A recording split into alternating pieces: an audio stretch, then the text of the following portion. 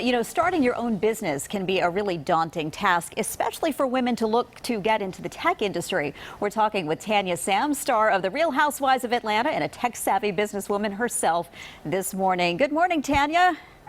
Good morning, Joanne. How are you? I'm doing great. We're so glad you could join us to talk about this topic. And let's jump right in. What, in your opinion, are some of the barriers, specifically for women, to get into this?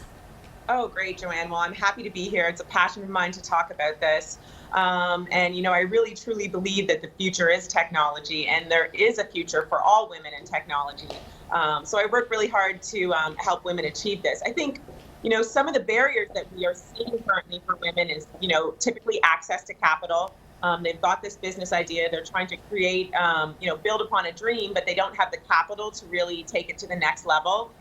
So we try to make introductions to local venture capitalists, early stage seed funders, and also alternate forms of capital, typically, lending through banks, et cetera, so that they can really take their business to the next level.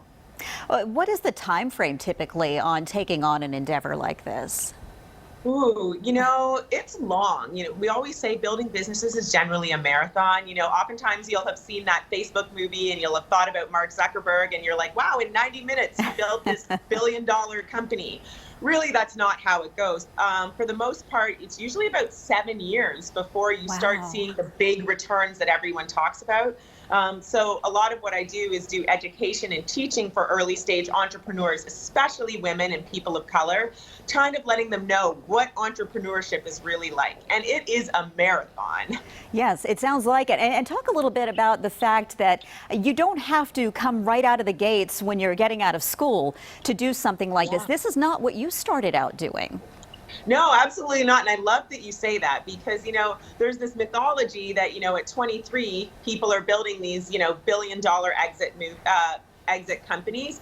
I started my background in nursing. I was doing bone marrow transplant, and I switched into technology because I really started to get involved in this community in Atlanta that's just kind of exploded. And oftentimes people tell me, hey, I've had this past career and all this knowledge. How can I really use that to get into technology? And like I said, technology is taking over the world. It is going into every single aspect of business that we've really seen.